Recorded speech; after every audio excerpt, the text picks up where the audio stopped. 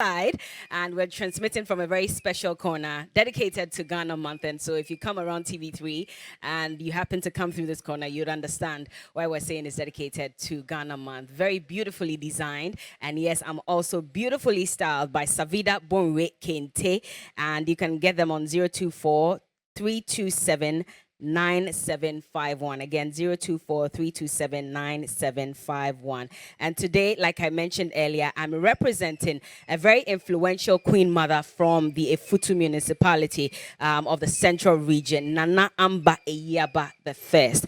And she served as director of education in the central region under former President Kufuor. Very instrumental also in setting up the Council of Traditional Women Leaders. In fact, as of 2016, we're told that we had about 10,000 queen mothers all across the country, and they have been advocating for more presence and more influence when it comes to political matters. And my beautiful fabric is in Sasawa. It's a combination of different fabrics. You find the Afa design, which represents comfort, and Ejene si Ejenesu, which means that one design is greater than the other. My guests are seated. It's time now for the big issues, and there's a lot to talk about. Yesterday, former President John Dramani Mahama officially announced his bid to run for flag bearer of the NDC, hoping that come 2024, Ghanaians will give him the mandate to run the country as their president. There was a lot that he talked about, but before we go into his video, let me say good morning to our guest this morning. Honorable Alasan Sunini is the MP for Tamale North constituency. You're welcome. I know every year I ask you, how do you greet in your language? And I've come again because I've forgotten. So maybe you can help me out. Please speak into the microphone. Dasba. Okay, so Dasiba. Nah. Oh, that's what Roland said last. Okay, Dasiba, then you say nah. I say nah. So Dasiba means that's for good welcome. morning. Oh, good morning. How do I say welcome? Amaraba. Amaraba. I remember that one and I forgot. Amaraba to the TV3Newday show. Ngonya. I hope. I hope everything is well, by the way. Alhamdulillah, everything is terrific. Thank you. And you are looking elegant. Your set is beautiful too, and you are truly representing. Congratulations. Today my fanti has to come.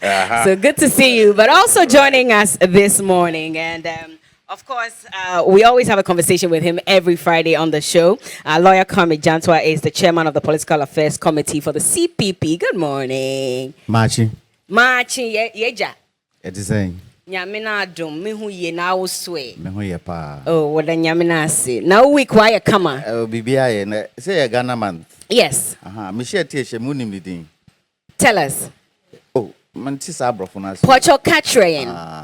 Your friend Achichidiechi.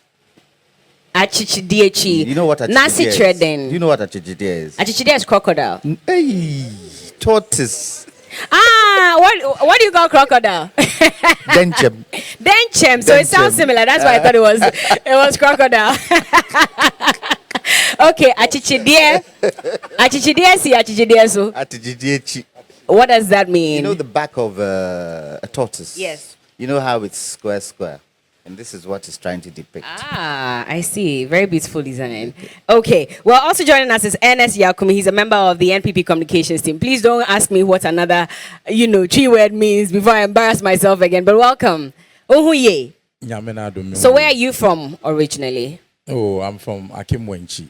Akimwenchi. Yeah. Okay. Akwetia constituency. I see. Within the eastern region. Okay. And of course, he was running. Are you still in the running, by the way? Are you hoping that you can pick forms to run for Akwetia? Definitely. Oh, okay. That's interesting. Anyway, let's go straight to UHAS, the University of Health and Allied Sciences. Yesterday, former President John Dramani Mahama officially launched his campaign, and he had quite a lot to say about what really Ghanaians need at this point. He talks about more experience, less of the talk, less of the promises. And in fact, he made some promises that I'm sure will make an appearance in his manifesto if he should win the bid to represent the NDC in the 2024 general elections. Let's listen to him. We'll come back and have a conversation about it. As a first step to resolve this issue with the computerized placement, we should allow students to only complete their applications for SHS after they have received their BEC results. This will put them in a better position to know what their actual grades are and make them able to match them with the cutoff grades and raw scores of the senior high schools they wish to be admitted to. This will moderate expectation, ensure effective demand based on real results, and address the uninformed demands we currently see. It will also root out corruption and blatant discrimination from the school placement process. We will reduce significantly the size of government. And as announced in my speech at the UPSA late last year, in a crisis situation like this, it is my belief that this country can be governed efficiently with 60 ministers and deputy ministers. We will initiate and undertake the most far-reaching constitutional, political, and governance reforms under the Fourth Republic, which will be aimed at restoring confidence in our democracy and governance systems while making life easier and better for the people of Ghana. In response to the concerns and calls from many of you, we will initiate and undertake the most far-reaching constitutional, political, and governance reforms that will restore confidence in our democracy. We will continue and bring to conclusion the constitutional review process that was begun by the late President Atta Mills, which will include a review of the controversial Article 71 to reduce the number of office holders under Article 71 and reduce the disparities in privileges and emoluments vis-à-vis the public sector and civil service. The payment of ex-gratia to members of the executive under Article 71 will be scrapped. And the necessary constitutional steps to abolish that payment will start in earnest in 2025. We will also begin the process of persuading the other arms of government other than the executive to accept the removal of these ex-gratia payments.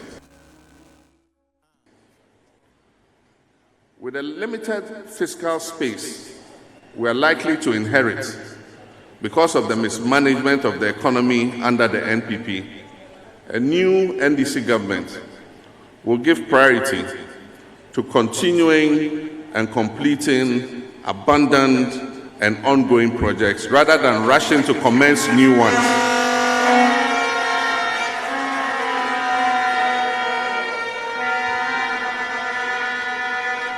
We shall not rush to commence new projects. We'll take an inventory of all the abandoned and uncompleted projects in this country, and we will focus on completing them. And that's former President John Dramani Mahama in Ho yesterday officially launching his campaign, where he said that Ghana demands experience, not experiments. Ghana demands togetherness, not divisiveness. And now is the time for bravery of parts and clarity of purpose. Is he really ready? Well, let's get a general opinion on this matter before we even get into the nitty-gritties of the matter, because he made some very emphatic statements on certain things that need to change. But I was hoping that yesterday you'd be in Ho. Were you there, Honorable? No, I wasn't. I was in Parliament yesterday. Okay. We had to stay back just to be sure that our colleagues on the other side do not play a fast one on us. Oh, they are you don't noted for trust doing them? so. No, they have made it very difficult for us to trust them, even though we pledge to continue to work together with them. We just have to be careful that they do not take advantage of our usual trusting nature as members of the NDC. This time we are on guard. But I woke up this morning, Bella, with two things on my heart, and I'll speak about what happened in Ho because it's one of the things on my heart also. But these two are very disturbing for me. It has to do with the vaccine situation in this country. 2 days ago, made a statement on the floor of Parliament with regard to the outbreak of measles, in the northern region. And it is so dire that if we are not careful, we are going to have to close down schools very soon if, action is not taken to nip it in the bud, because it is becoming alarming and the health authorities there are very, very concerned and yet helpless, because they do not even have the vaccines available. In fact, this morning, the information I'm getting is that some private institutions tend to have these vaccines, but they are even selling those vaccines. They are supposed to be free. And that is just unacceptable. I, together with colleagues, when I made the presentation in Parliament, requested that the Minister of Health appears before Parliament to brief us on what government is doing in relation to the absence of these critical vaccines and the outbreak of measles in the northern region especially. And I'm hoping that yesterday he couldn't make it. I'm hoping that today he will be able to brief the House on it. The second issue, Bella, has to do with the fare for Hajj. I think that the fare that has been announced is terribly insensitive and cannot just be, rationalized. Okay. 75,000 Ghana cedis. I mean, why? In 2016, people were paying about $3,500. That was about 12,000 Ghana cedis.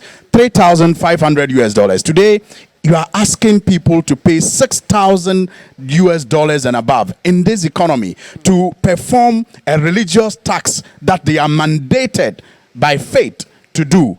It is terribly unacceptable, and I think the Vice President especially must be seen taking action on this, because he promised to represent the Muslim community, in government. He must be seen taking action to make it easy for people to perform this year's Hajj. I mean, these are the two issues on my heart dearly this morning, and I hope that maybe subsequently, when we have the opportunity to delve into the details of these two, I'll be very much willing to engage you on this. Definitely. But yesterday, I was looking and listening to His Excellency President Mahama, and I had this sense of pride.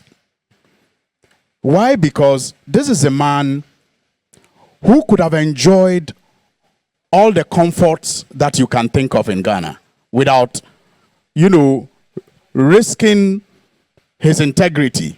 Because once you put yourself up for these contests, people will try to throw mud at you and damage your integrity. He could have just said that, I've had enough. He has served at the highest office in this country as president. He's been vice president. By the dictates of our constitution, he is supposed to retire on not only his salary, but all the conditions of service that a president is entitled to. So really, I was looking at him and thinking to myself, what could be the motivation for one to not just sit back and enjoy all the luxuries that you are entitled to as president without having to be president? What could be the motivation if it is not just service? He could just say that I want to enjoy my pension and my old age. Now he's a grandfather. But you listen to him, and when you know him, you know that he loves this country dearly. Regardless of what people have done to tarnish his reputation and to project him as what he is not, he has remained true to his character. In fact, before President Mahama became president in this country, and Mr. Gentua will agree with me, he was the model politician. He was the politician that all politicians were told to emulate before he became president. And even when he became president and there was a calculated attempt to destroy him, he never changed. He still remained that gentle President Mahama, that decorous President Mahama, that, affable personality and politician. He never got out of his skin. He contained himself and has still remained, a model that any good politician should emulate. He did not just, and it's not just about the character. Even as president, today, for example, spoke about what he said when he was handing over, that posterity will judge him. Yeah. If he was like me, or perhaps you, you could begin to beat your chest and boast that indeed I told you so. In fact, there's this advert that was running in 2016 where he was cartooned to be driving a bus and was telling people to be patient, and then they went rather out to join a new driver who was promising all kinds of. I'm sure you remember that advert. Yes. So he could be boasting that I told you, but he said, I am not one to be boasting about the suffering of the people, because whatever vindication that may be there for me today is because people are suffering. And I cannot be happy with that. And that's why he wants to come And that back. is why he wants to come back. But- and he's coming back with the experience Okay. of ever being there. Like he said, I mean, on other platforms, when President Nana Akufo-Addo won, he had to show him around the Flagstaff House and show him his office. He, President Mahama, when he wins, will hit the ground running because he needs nobody to hold his hand around to show him where his office But is. that's the concern. He has only 4 years to go. And we've been told that the situation that we find ourselves in, it may take even beyond 4 years to fix that problem and restore us back to our glory days. Is that enough for him? It's clearly not enough. So that's why a lot of people are asking that. Do you still want to come back at a time when things look so gloomy? And what change can you even bring in the first place? You see, Bella, that is another reason why I admire President Mahama. At this time, his record is so good. If you didn't think it was good, the NPP and Nana Akufo-Addo have convinced you that his record was that good because you didn't pay as much as you are paying now for fuel and electricity and others. In terms of infrastructure, within the 4-year period that he had, what he was able to do is unmatched compared to what we have today. Is unmatched. In terms of the hospitals, what we have is the La Hospital, right? Yeah, La General Hospital. La General Hospital, that was pulled down and is still lying there. But you can talk of the University of Ghana Medical Center, you can talk of Ridge Hospital, you can talk about the Bank of Ghana Hospital, and the Dodoa Hospital. But it doesn't take away the corruption tag. We will get there. Okay. We will get there. That's why when I was speaking earlier, I said, despite all the attempts to tarnish his image, but we'll get there. So, in terms of infrastructure, he's unmatched. In the 4-year period that he had, he's unmatched. So he could have said that, things are too dirty, I don't want to come and even taint that. But he says, this country needs me. This country needs the NDC and its ideas. And this country needs to be rescued. But is that what the And country that is is why- saying, or is that what he is saying? That is, I mean, are you comfortable where we are? No, we but are all if he having say that haircuts he today. says the Don't we country want a needs change? him. I said, Of course, the I'm sure that country Ghanaians needs need a change. But is he the change that the country needs at this point?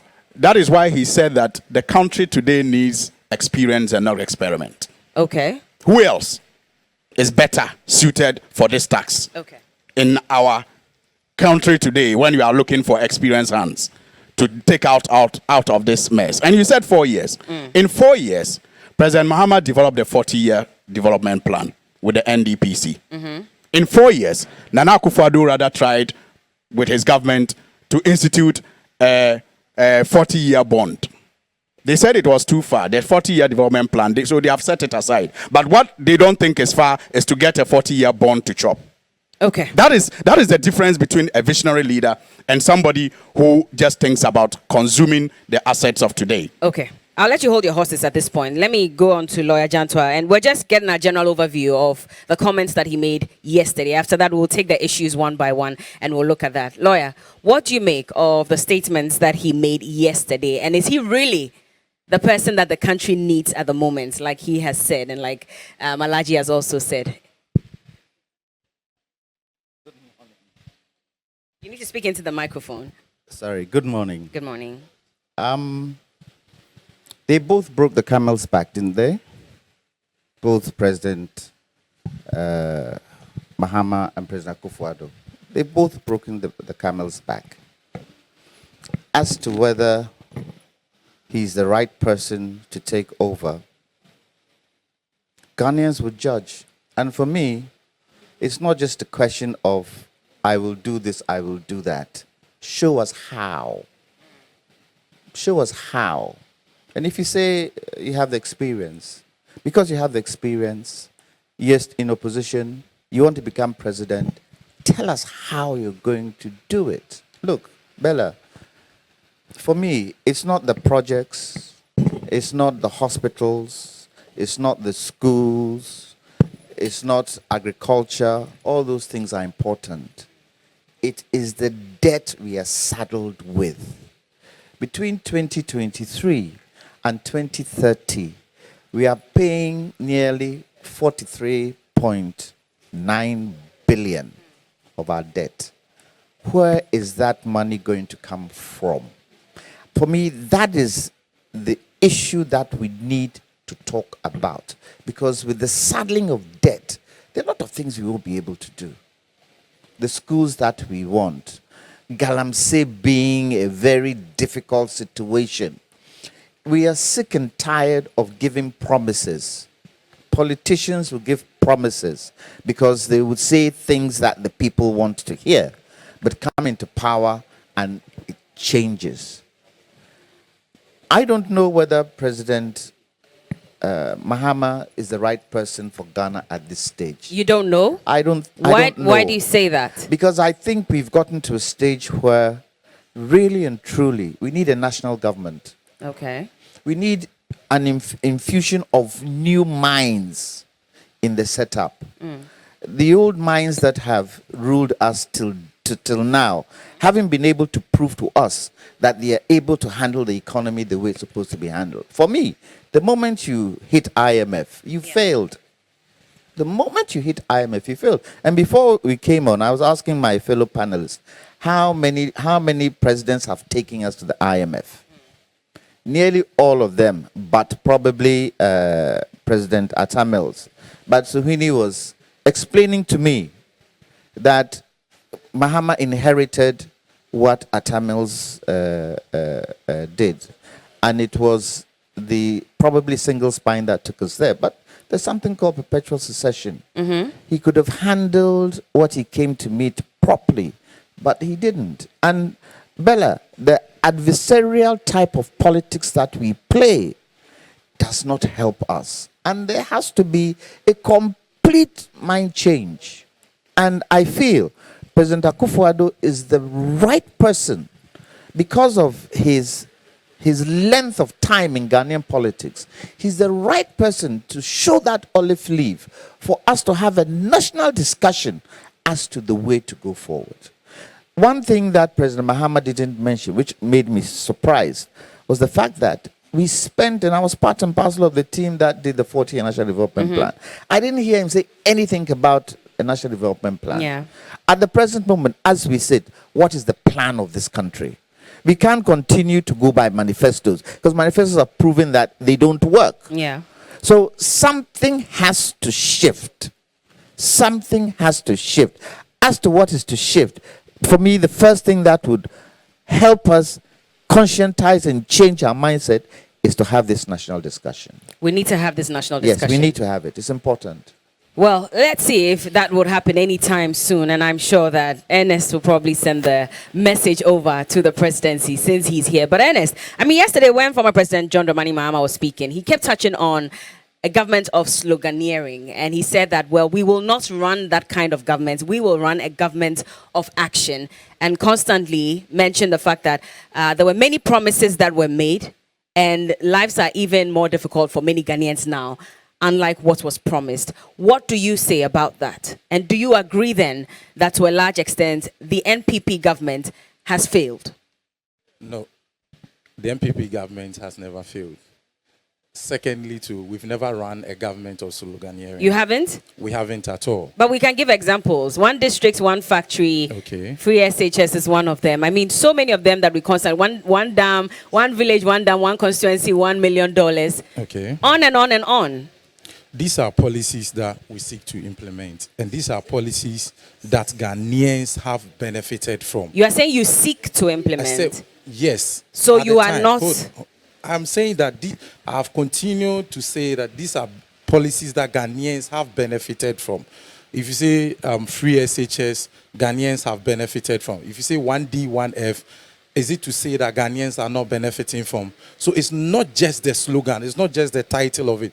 The title is just to make it easy for implementation and acceptance of the stakeholders. So if you see us putting slogans on it, it is just to make it easy for stakeholders to accept and also to also take advantage of these policies. But these are not policies that largely you could say that we failed to implement. These are policies that we've implemented.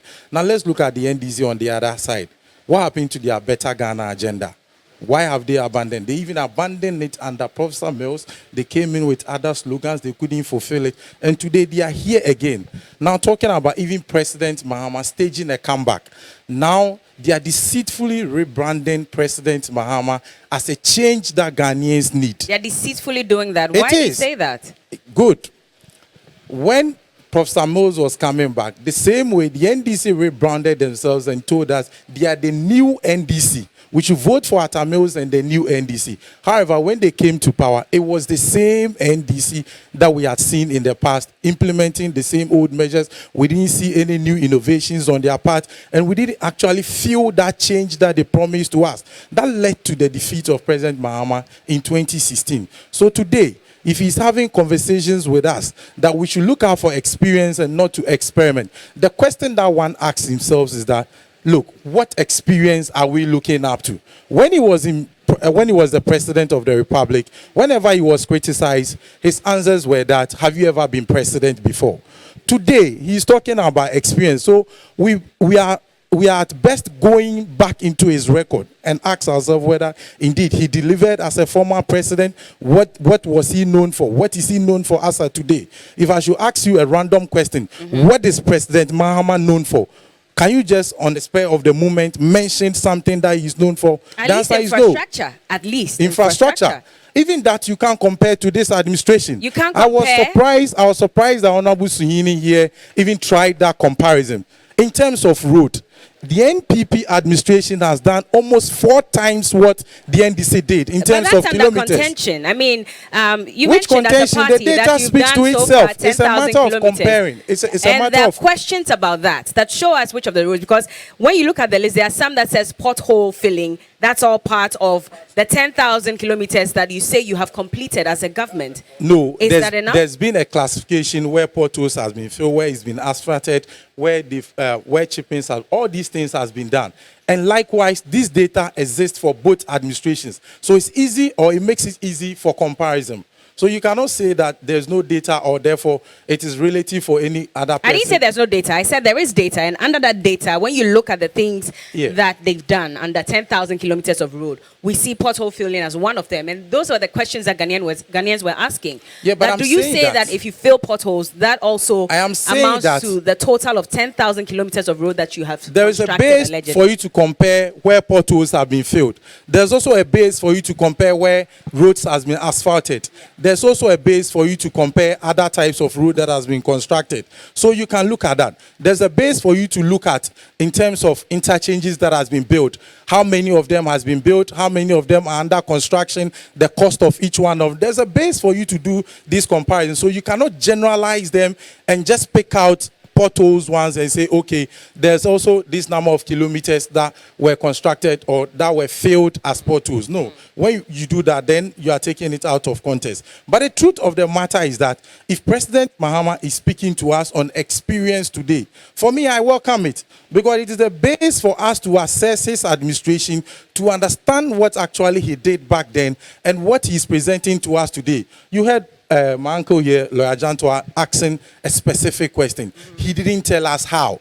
Do you think it is proper for a former president at this day to be having a conversation with us just like every ordinary Ghanaian? He should be speaking from that experience.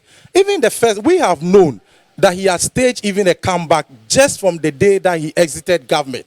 When he was in Cape Coast, he told us that yes, he will be coming back to contest the election at the first time. When he said he was coming back to correct the errors of the past. Which errors? Who created them? Errors that were created by he and his court, he and his administration. So if you are speaking about the experience that we have from President Mahama is that he took a very viable economy and ran it down to a very low economy.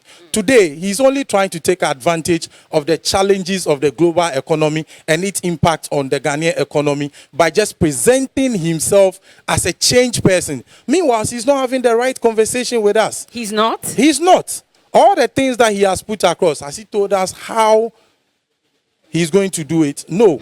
So that's where your concern is. He should tell us how he's going to do it. He should tell us how, because he's been there before. Okay. If not anything, he's been an ex-president. For instance, if you say you are going to scrap ex-gratia, we know there are intrinsic and extrinsic factors that motivates people to work. When you are taking that away, what are you putting in place of it to motivate those that were earning those emoluments in the past? What are you saying about it? It's just that the cliche of you putting it out there that because you know that Ghanaians are seeking for what you call a constitutional review, and therefore you, by staging a comeback, you want to present that as a policy. No.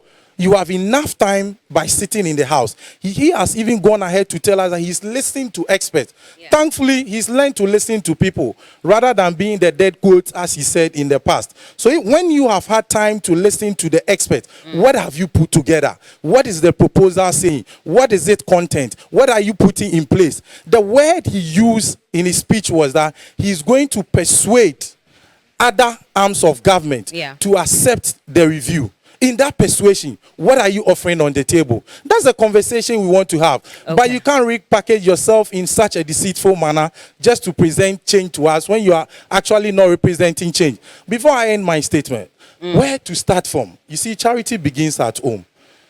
Even President Mahama has had cause to complain about his emolument as ex-president. For me, it speaks volume, and it is quite symbolic for him at this stage to even forfeit what he's receiving now, so that we know he's serious. Okay. But he's not committed to what he says. He's only just presenting to us this proposal because he knows that it will sync with Ghanaians at this time of the moment. Other than that, let's ask ourselves, if we are to go by what Honorable Suhuyini is saying, assuming without even admitting that is the single spine that took the NDC administration to... Hold on. He says assuming. You said that, but you said he mentioned that. But he confirmed that you mentioned, okay, don't worry. Don't worry. Okay. As stated by Lawyer Jantua, if we want to even admit that is the single spine that took the NDC to IMF, it was the biggest wage expenditure. So during that time, didn't he read in between the lines that, look, in order to reduce the wage bill, you need to at least take out such emolument? And after all, in 2015, he promised same. He was in power 2015, 2016. And just when he was about exiting power, he still put together an emolument committee to determine this. What happened to his sense then? What happens to intentions then? What happened to those proposals that he put forward then? So I'm saying that, yes, we agree to his experience call, but in the end, he's not the symbol of experience that he's calling out for. Okay, well, let's take a look at a video, an interview that we conducted with lawyer Justice Abdullah, and this is on the back of one of the statements that was made by the former president about ex-gratia and his intention to scrap it when he comes into power. In fact, he says that he'll review Article 71 to reduce the number of provisions there and also review the disparities in emoluments. And specifically, he says that we will scrap ex-gratia. Now, we know that ex-gratia under Article 71 is an entrenched clause, and there's a long list of things that you have to do as a government if you want to get rid of something like ex-gratia. If you read Article 290 of the Constitution, you'll get all the details there. But is it even an easy journey for him if he becomes president? Listen to what lawyer Justice Abdullah had to say about it. Scrapping ex-gratia will be very difficult. First, because my understanding of Article 71 is that all the things about ex-gratia, in fact, the entire emolument of the executive and indeed the legislature and then other senior government officials who are all captured under Article 71 are persons whose emoluments are not determined necessarily by the president. They are determined by the Constitution. And so for President Mahama to say that he will scratch it, for me, is a blessing, it's a good news. But there's a genuine caveat here. It's a very tough call. It's not something that can easily be done. This is not a decision that is made by Parliament. It's not like any other law that Parliament can simply go into caucus meetings and come out and then say that, voila, we've amended the provisions of the Constitution with the Attorney General's involvement and all of that, and so it is a law. Nope. For all of us who have hopes in this happening, we should be measured in our hopes. Not that the man may not do it, but because it is tough, because it is captured under the entrenched provisions of the Constitution, which makes it very difficult to be removed. It means that you have to go through the amendment of the entire Constitution. Council, granted that it is something difficult to do, and what will it take for the former President Mahama to do that if Ghanaians elect him in 2024? The amendment procedures are elaborately spelled out within the Constitution, and one would have to go through all those processes. It needs a referendum because it's part of the entrenched provisions of the Constitution. It's specifically mentioned. In fact, that whole chapter dealing with the executive and the emolument and everything else, that is chapter 8, is an entrenched provision, which means that you need a referendum. In other words, the entirety of Ghanaians would have to come together and accept that this is not good for us, it is inimical to our development, and so we must scrap it. So that's Lawyer Justice Abdullahi. Let me just read Article 292 to 6 for you to understand what it takes to actually amend an entrenched provision in the Constitution. Now, it says that a bill for the amendment of an entrenched provision shall, before Parliament proceeds to consider it, shall be put before Parliament proceeds to consider it, and be referred by the Speaker to the Council of State for its advice, and the Council of State shall render advice on the bill within 30 days after receiving it. 3 says the bill shall be published in the Gazette, but shall not be introduced into Parliament until the expiry of 6 months after the publication in the Gazette under this clause. Then after the bill has been read the first time in Parliament, it shall not be proceeded with further unless it has been submitted to a referendum held throughout Ghana, and at least 40% of provisions, 40% of persons entitled to vote at the referendum, and at least 75% of the persons who casted their votes in favor of the passing bill. Then it says, where the bill is approved at the referendum, Parliament shall then pass it, and the President shall assent to it. Lawyer Martin Kwebu has read the story and says that if you go by the Constitution and what it says, then we're looking at about 1 year or even beyond before you can scrap something like ex-gratia, which is an entrenched clause in the Constitution.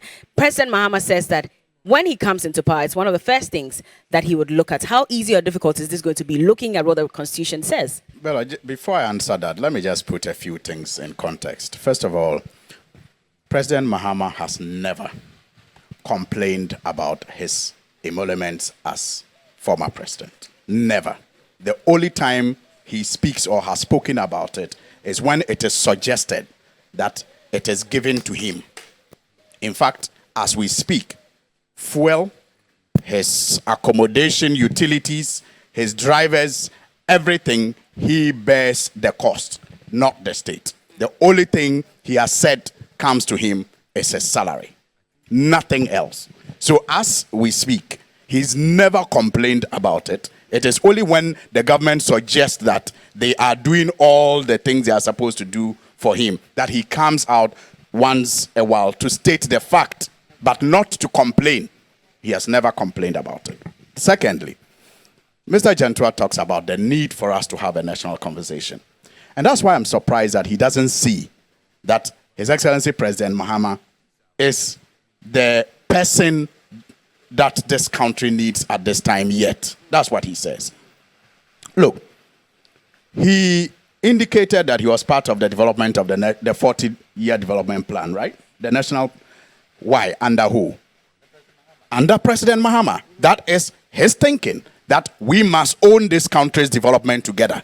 And that is why Mr. Gentua was part of that team that he, as president, supervised and gave funding to develop the 40-year development plan. So why didn't he mention it yesterday? Beyond that, I mean, if that is very critical to his governance, why didn't he mention you it? didn't expect him to mention all the things. No, but that is very key. So he should have touched on it because he worked on it. I'm talking about a president. He's talking about he wants a leader who will lead a national conversation. And I'm telling you that President Mahama has led national conversations before. That's and that is the example that I'm giving. So he doesn't even need to tell you that I will lead it, because he says, I am experienced. And the experience is that he has led national conversations before, which you were part of, to develop the 40-year development plan. Again, when the country was faced with economic challenges as a result of certain, things that were out of our control. For example, the single spine that I spoke of, that Mr. Gentua speaks of and he also spoke of, clearly it was thought that its implementation was going to be revenue neutral. It turned out not to be so. And so it affected government's revenue and its ability to carry out other developmental programs. In that year also, you had oil prices skyrocketing beyond anybody's imagination. In fact, the market showed that it was the first time oil prices behaved that way. And then you had cocoa prices coming down to a level that, nobody could predict. And then you also, around that same time, had this issue of Dumso, which, by the way, was not brought from Boale by President Mahama. It was inherited because of lack of investments in that area. For many years, many governments did not invest in the, power sector. And so it was always bound to happen. Now, all of this put together made our economy, suffer a hit. What did President Mahama do? Quickly, he called a conference to have a national conversation. I'm sure you were there, Mr. Jantua. At Senchi. You were there, right?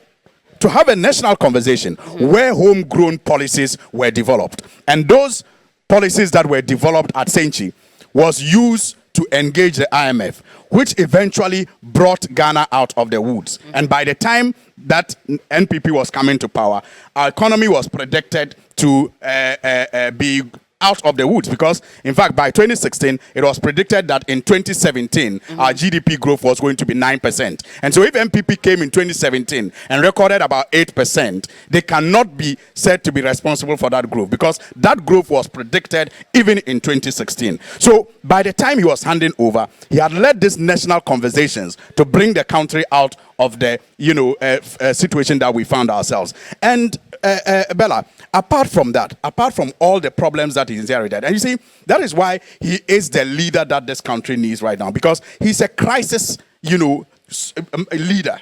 He is at his best during crisis. Is he?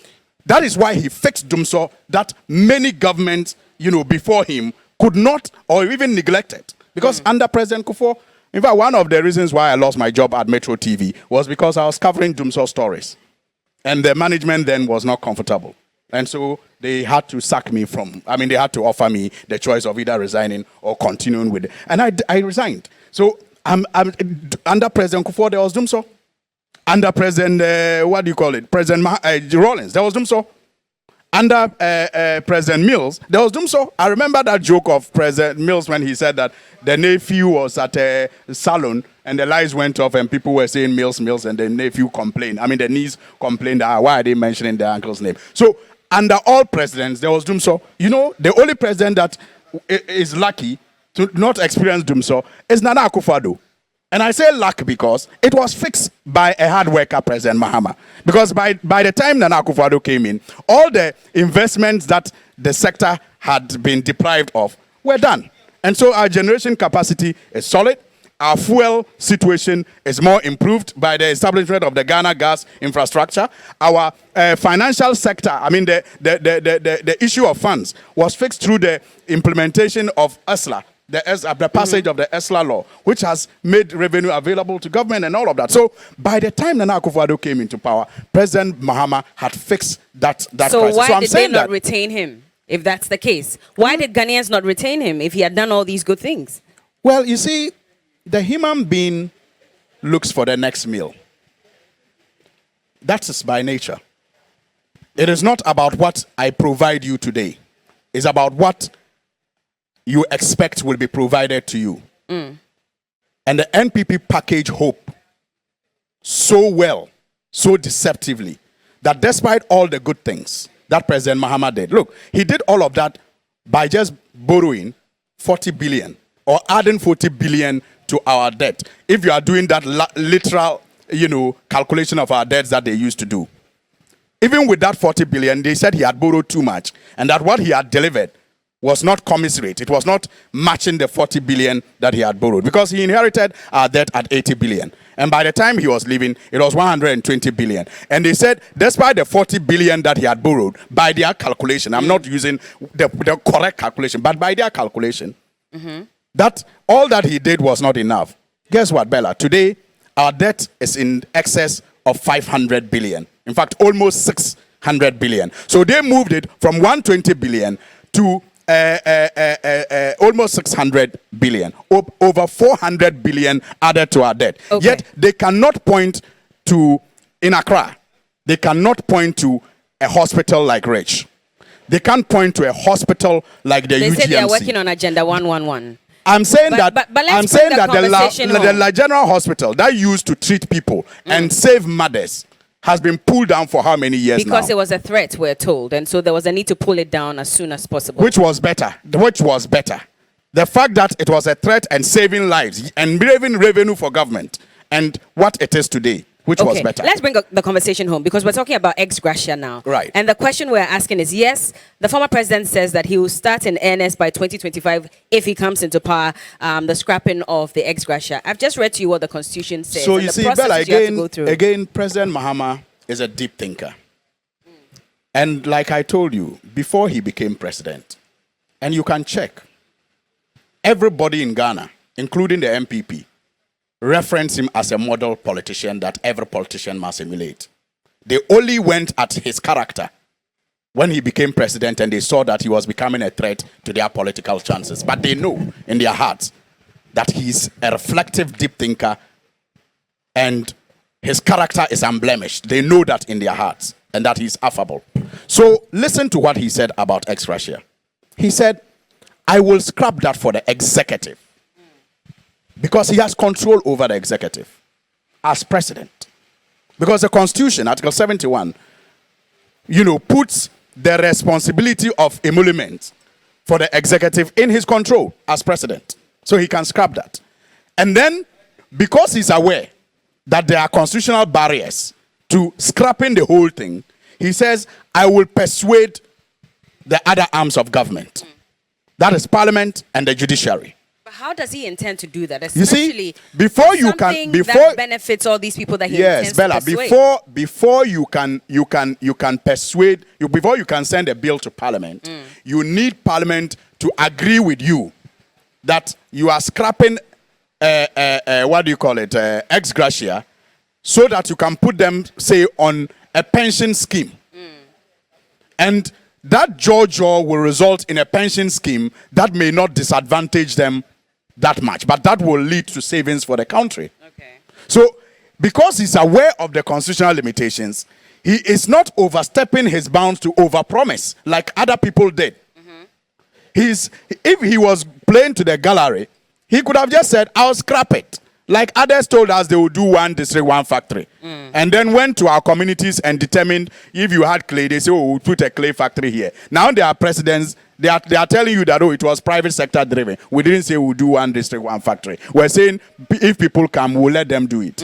But he is a thoughtful person, so he knows the limitations. And so he says, what I have control over, the executive, I'll scrap it. Okay. But what I don't have control over, I'll engage those people so that we will find a suitable replacement for it, which will result in the, repeal of the Article 71, and that will be done through a bill that Parliament has to approve. So that means he doesn't and then a believe, referendum. Sorry. So that means he doesn't believe in ex gratia being paid. He doesn't. Personally. Has he received ex gratia since he left office as president? That's why I'm telling you that he's never complained about it. He's never taken it. No, I mean, like he said, apart from his salary, that goes to his accounts. He's never received any emoluments that he's entitled to as former president. But he's never complained about it. You see, and he has always made that point that setting the record straight should not be confused with him complaining.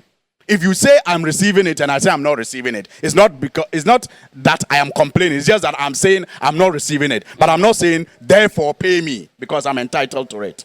He's never, and he's surviving. He's taking care, and that's why, Bella, I was telling you that if he was a selfish person, he would have rather sat home and said that, look, I'm entitled to this treatment. Former President Kufuor is still enjoying, his comfort as president. Because that's why they say once a president, always a president. You still get the same salary, you still get the same security allowances and security provided. The same protocols are still extended to you. So if not because of service to your country, if not because of the love you have for your country, why will you want to go around this country, spend sleepless nights, and endanger yourself and put yourself up for insults just so that you can enjoy some comfort that you are already entitled to? But he is not looking at that. He's looking at the suffering of the masses. He's looking at how they have systematically, destroyed almost every sector in this country. The health sector is crying, the educational sector is crying, and our economy is in a mess. Lawyer, I mean, you have, I'm sure, have gone through the Constitution. You understand exactly what it takes to repeal such, an act in the Constitution. How easy or difficult is this going to be? And is it even realistic? Well, as the Constitution tells you, you've got to go through the processes. But let me tell Honorable why President Mahama would want to come back. He doesn't want the slur of being a one-term president. He does not want that title. And not because he's concerned about Ghanaians and what we're going through? He might be concerned about Ghanaians, but hey, 2015, didn't he talk about emoluments? Yeah. What did he do about it? Yeah. And I expected him yesterday to tell us why he wasn't able to do it when he talked about it in 2015. Look, in everything you do, the trust element is key. Trust is key. You've got to gain the trust of the people. Do we gain the trust of the people? Have they gained the trust of the people? Look, Bella, it would be great, very, very good, if our heads of state who have taken us into IMF and mismanaged the economy to apologize to us. Has anybody apologized to us? I expected President Mahama, the first thing he said yesterday, Ghanaians, my brothers and sisters, I apologize for the wrongdoing and some of the things that happened when I was president. Mr. Gentle, you are jumping the gun. You see, this was a campaign launch. Hold on, Alaji. Please, when you were speaking, he did not interject, Alaji. No, just for education. So please allow him. You see, he was launching a campaign to be flag bearer of the NDC. The national conversation, the national campaign will address some of these concerns that we are talking about. So we should look forward to an apology from him. I'm not saying the look forward. national address. Even that he has said that many times. This All right. gentleman, you let my friend speak. here, let just told speak. us that when he was in Cape Coast, he said he was coming back to correct the mistakes that he made. But that's different from an apology. But you allow lawyer, please. Alaji, please allow lawyer. Did he not talk about national issues at the, Yes, he did. At what do you call it? At Ho in UHAS, at yes. Ho, didn't he? He talked about even the CRC, Yeah. which is key, which some of us have been talking about all this while. Why didn't he look at the CRC when he was president? If he was new, wait, please. If he was new, I would give him the benefit of the doubt. But you've been there before. CRC was done under President Atta Mills. Did he implement it? Has the constitution been changed? Isn't it the same constitution we are using? It is the same. What has been adapted and adjusted in the constitution? So if Honorable says he did, what exactly did he do to alter our constitution? Alaji, please hold on. Should I you tell have you your what turn. he No, did? please. Allow lawyer.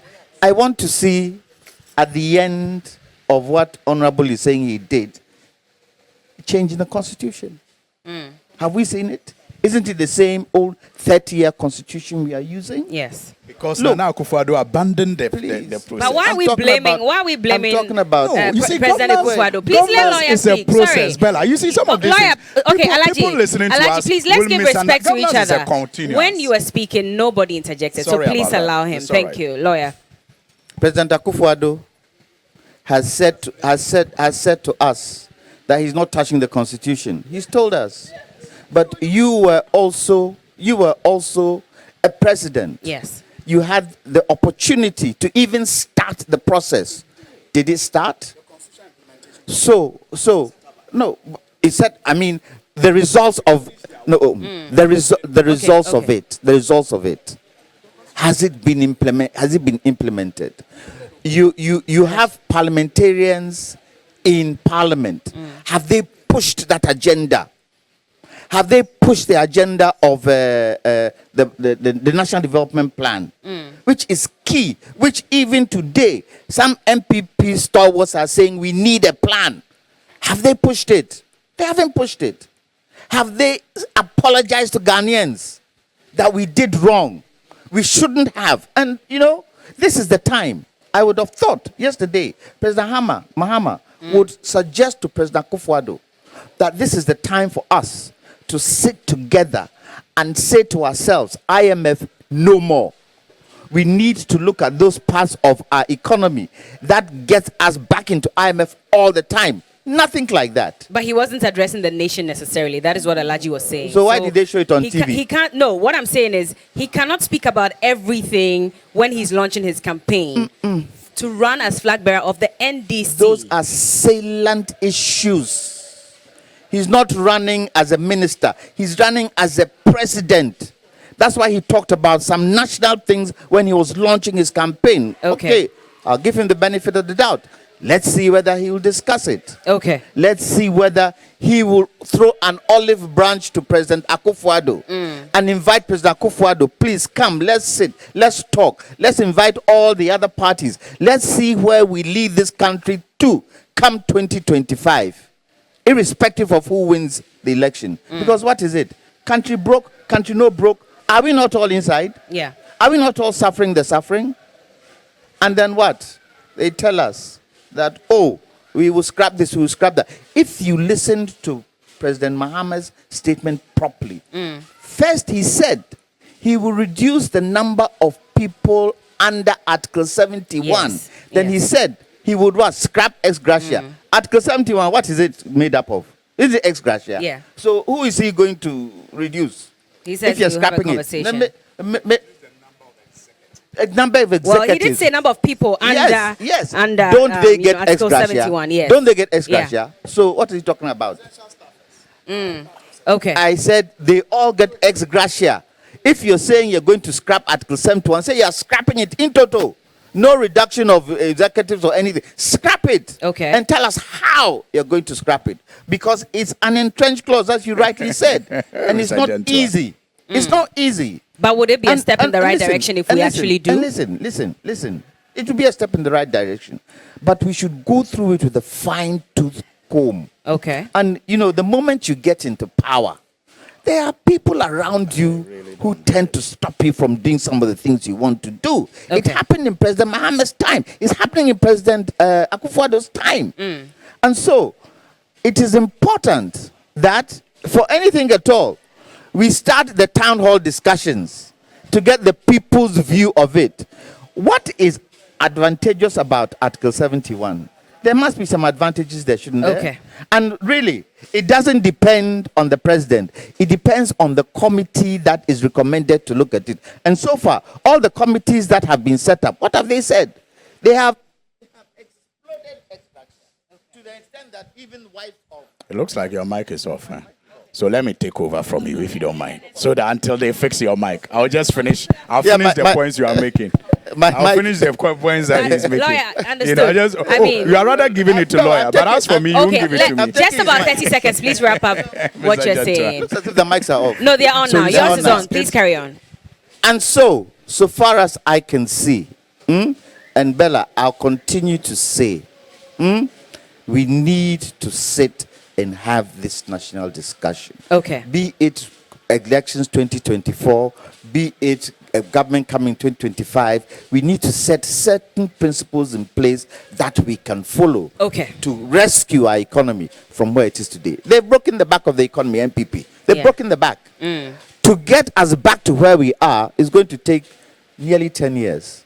And more than just scrapping ex-gratia. More than scrapping. Ernest, what do you make of that statement that was made by former President John Dramani Mahama? Says we'll scrap ex-gratia. In fact, to reduce the number of people under Article 71 and also address the disparities of emoluments. All right, Bella, let me do one or two things that Honorable Sunyini did mention. You see, it is better for us to put things in perspective. Honorable Sunyini knows very well that before the NDC took over from President Kufuor, growth was 9.6. We had also discovered oil in commercial quantities. They came out as early as around 2012 to tell us that the economy is growing unprecedentedly. That's what they told us. Immediately, President Mahama took over. 2 years down the lane, growth declined to as low as 3%. That's the record. So when he's mentioning all these things, he should rather acknowledge what they received. He should rather acknowledge what was coming into the kitty and how they derailed it back to those numbers. Now, he also talked about President Mahama not receiving anything apart from his salary. Just Google it. And I'm sure your media team is aware. But he Last denied year, it. he said he did He what? said he didn't receive it. It was about 14 million Ghana cedis or so. He says he never took that. Who? President Mahama, former President Mahama. That he didn't receive any emoluments? Yes, he said it. But the government last year provided documentation on his travel. Did you see that? his travel expense that the government had catered for. The government, which lie? No. It was okay. His spokesperson came out to say it was just on 2 occasions. Yes, you can check it out. So it's not just you sitting here. And even if you don't know, just last year, he was giving new set of vehicles. Is that a statement of fact or not? It is. So why would he sit here and tell us that the only thing he received is his salary? That's a complete lie. And such falsehood should not be entertained. So he is earning it. And the message I'm putting across is that, you see, the credibility of the messenger is important. So in as much as you are conveying something to us, we are saying that charity begins at home. Start from a point. A journey of 1,000 miles begins with a step. Just start from this place by forfeiting it. But he did, and that's what I'm saying. That what has he forfeited? Special aid responded. I remember this allegation that he's was made by his emolument. Yes, and he said that 14 million Ghana cedis, he never received it. You are speaking to an allegation of he receiving a quantum amount of 40 million. I am speaking to his emolument, and I've pointed. Says that hold on. This was an allegation that was made. We're told that he received that in 2013 or so. He said that in his 25 years of service. I have not mentioned any 40 million on this show. I'm speaking to a specific emolument. It's a matter of ex-gratia. Exactly. And his special aid responded and said that they never took that money. In fact, it's 25 years of service. That is a statement that was released by his special aid. Unless you have any other evidence to suggest that that was also a lie. I'm saying that I am not speaking to, those are different set of facts. Someone, Abronye, in fact, alleged that he has received the tune of 40 million in terms of ex-gratia. Yes.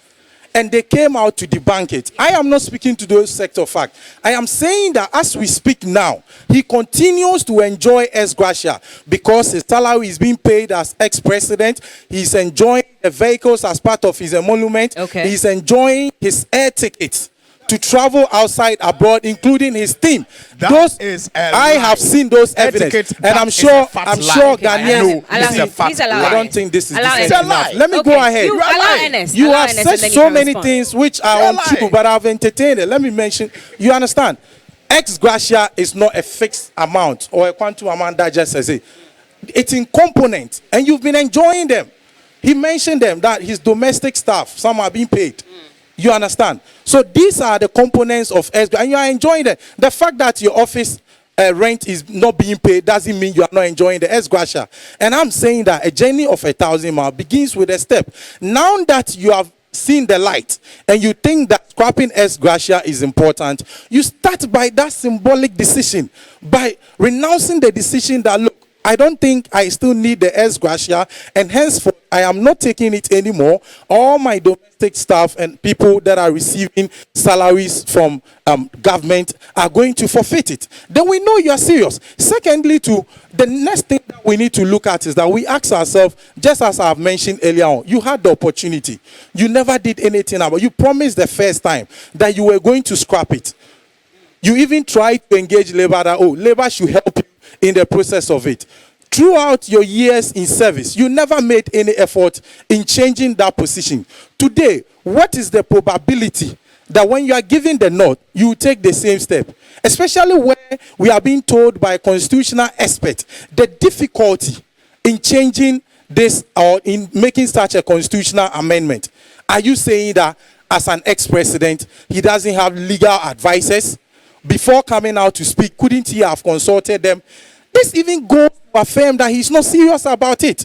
He's just taking advantage of the spur of the moment to communicate something to the people. And that's a deceitful thing for him to do as an ex-president. But that's why I'm saying that he's just a deceitful package that the NDC is bringing onto us as a means of change, which is never going to happen to us as a people. But he did say that he will start the process in earnest in 2025. He didn't say the moment I come on, I'm scrapping it. He says, I'll start the process.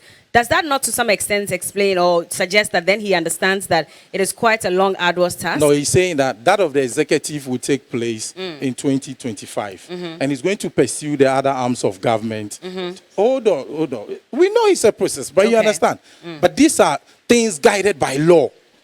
And even to amend the law is going to take you a period. Yes, it will. So I'm saying that if you mean your intentions, if you actually mean what you are telling us, that you've listened to experts, what has been the expert view? As you played out, the expert view is that even for you to undertake the amendment, it's going to take you more than a year. Yeah. So it means that you have not actually listened as you are projecting onto us. You are just perpetuating deceit onto us as a people, which you will never be able to implement as you are saying. The other thing is that it is actually not something that, for me, if you ask me, his people are even going to support in doing it. Because as we speak now, he has even said it. Like I put out earlier on, what has been the other proposal on the table? You should be having by now, because you say you've learned, because you say you have experience, you should actually be telling us what goes into it. You should actually be telling us what the alternative proposals are. So that if I'm a parliamentarian, if I happen to be part of the judiciary, I can be considering that look, yes, this man means business. And once I'm offered this, it's easy for me to forfeit this alternative, or it's easy for me to forfeit this that I so-called as a burden onto the state. Okay. You see, for instance, to go by some of the things he's done in the past. Is it the first time that the NDC administration, led by President Mahama, is promising us a lean government? They've promised us a lean government in the past, which never happened in the first place. That's why I keep saying that the credibility of the messenger is important. What shows that this time around he's serious? For me to accept that he's serious, for the ordinary citizen to accept that he's serious and trust in the process, he should be communicating differently. He should be telling me something I have never heard before. Not the same cliche of saying the government is a big size, and when I win the presidency, I'm going to reduce it. But do you as a party even believe in running a lean government? To the street right now. The ordinary Ghanaian can make similar comment to you. Do you as a party, Ernest, do you as a party believe in running a lean government at this juncture where we find ourselves? Why not? We believe in running a lean government. So why are you not cutting down your ministers? Ghanaians have drummed on that so many times, and we're not seeing any action from your side as the party in power. You see, the question of why, I know you are looking at it from the perspective of in terms of the numbers of the ministers. And I cannot purport to stand in the gap of the president and speak his mind, since it is his prerogative. But what I know is that the president at least has taken certain decisions and certain steps that brings down expenditure. That is also going lean. It is not just about reducing the number of ministers. As far as I know, the government has taken decision to reduce the discretionary expenditure of government appointees. But your own majority leader even says that we don't need more than 19 ministers like the Constitution says. The government has put in place a policy to make sure that even government appointees do not travel beyond certain number. You travel based on approval. The government has communicated that, look, even appointees and our MPs on our side should even park their V8 so far as they are operating within the cities and use smaller vehicles. So these that's a different conversation from having a lean government. I am saying that you are looking at it lean from the numbers in terms of the number of ministers. But I'm saying that run a lean government when it comes to power. We didn't see that. In fact, we saw a bloated government when he took what I'm over. saying that there are other Do you equally personally believe that we should reduce the number of ministers that we have at the moment? Oh, I personally believe so, but I'm saying simply what I'm communicating to you, that has been a call and the prerogative of the president, and I cannot declare his intention why he has not done so as we speak. But I can tell you that he has exercised other policy decisions, which is also inhering to policy cut, expenditure cuts, and that should also be acknowledged as well. Coco, permission to just give my other two guests 1 minute each to touch on this matter, and then we can wrap up, please. Yeah, no, Bella, quickly. Ex-gratia by President Mahama. I think your station did that interview with former President Alfredo Mahama. Kansi did that, yes. He actually gave out his account number at ADB and asked people to check and look. He does not enjoy. But that is with respect to the 14 million which he denied. From his pension.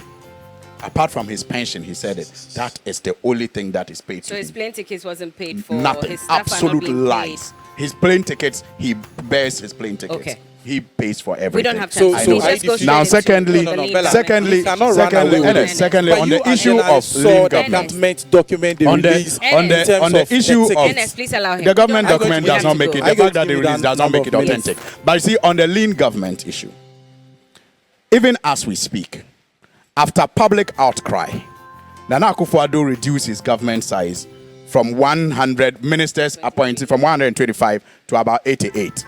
The 88 is still higher than President Mahama had. So when he says that I will now run a government when I become president with not more than 60 ministers, you should trust him because he's done that before. No, the question as is, things you stand promised today, that in the his past. government. Did you deliver? Yes. Did you deliver? As things stand today, That's he the did. question you need to answer. Because you see, My time his is up. government. No, but it's not Ernest, an issue. Ernest, Do that, then can you you will allow be given me? the chance to Can you allow me? You see, I understand. So let's do the Hold on. comparison. Whether you deliver. Hold on, please. So let's do the comparison. Compared to the NPP, he delivered because his government size was I still mean, how smaller can you than say this. that? What's his promise hinge on His government, NPP? his government was still leaner than this. What's his promise hinge So on he delivered NPP's in terms of that. promise? But he's even saying, He asked he's a even valid saying, question. yeah, That, but that he's promise still was saying, not hinged No. on the NPP because the NPP was not in power at that time for us to exactly. even know. But the So point how is can that you even the be point doing is that he is. In terms of size of government, he has done better than the NPP, and he's saying that mean, I'll now, even do better. We are than talking myself. about promises. Okay. So and they are not delivering a they are not to particular- be compared to him. Okay. So now let's Time move is on up. I have to let's- move on to yes, lawyer. Let's move on to just one more. Okay. thing. I mean the constitutional review that Mr. Gentua spoke about. Look, President Mahama inherited the review from President Mills. The commission had finished its work under President Mahama, and the next step was to put up an implementation committee, which President Mahama put up. The implementation committee, Constitutional Review Implementation Committee, is called CRIC. It's there. You can check the records. Okay. They finished their work. always- They presented their report to President Mahama in 2016. And because of that, and you said whether you asked if Parliament has pushed it. Yes. The majority leader in Parliament today, speak to him, Chairman Sabosu. Okay. He actually picked the CRIC report, set up a committee to implement it. His own government has shut him down. Okay, Alaji, thank you. So it's not Lawyer. President Mahama's fault that nothing has Thank happened you. to the Thank you, constitution. Alaji. Thank It you. is because the president Alaji. who took over decided not to continue. Lawyer, with your it. microphone works. Hello. Yes. Look, Bella, you know on this it's fine. you know on this ex-gratia thing, I would believe anybody who comes to tell me that look, ex-gratia is going to be very difficult to scrap it. However, I will try my possible best to make ex-gratia lean on the consolidated fund. But that's what President So Mahama that's said. what he should have said. No. So you're when saying he that's says what he you should have reduce said. the staff, Alaji, we don't have time. You had please. problem with when I'm he said he running would on reduce the seconds staff. now, so please. But when you don't reduce the interject. staff under Alaji, Article 71, Alaji, please. that is reducing the cost. Lawyer, You can reduce Then you the reduce the Alaji, staff. you please, can that's not reduce fair. the staff and still be paying huge amounts of money to others on there. Okay. No, but no. I think today your work is too No, Mr. difficult. Gentua is Alaji, He says you reduce the I staff beg and you, scrap I it, beg and you you, still have a please. problem with John Mahama. Lawyer, I don't get it. I don't think he'll be able to scrap it. you don't think he will? I don't Okay. think because he had the opportunity to do it before. He didn't do it. Okay. And he hasn't given the reasons why he didn't do it. Can he So run a lean government too? He says 60 ministers and deputy ministers. that is up to him. Okay. That is what he said. Okay. Let's see. The proof of the pudding is in the eating. If he can run with 60 ministers, why then initially did he take 100 and something before he reduced it? Why? So he should tell us the different ministries that are going to get deputy ministers, the different ministries that aren't. Tell us the how. And let me have some trust in what you're saying. Okay. If you just come and throw I'll run by with 60 ministers, deputy and ministers, it doesn't do anything to me. Okay. Tell me the how. Tell me the how. 30 seconds, Ernest. We can hear you. Yeah, Bella. So for me, he lacks the willpower, and he has clearly demonstrated that he's not committed to it. For me, at this point, the conversation that he should be putting forth on the table is that even the ex-gratia has components. Even if you want to scrap, you could easily tell us that, okay, you're going to take this and this out of it. It's a good conversation for us to even begin with.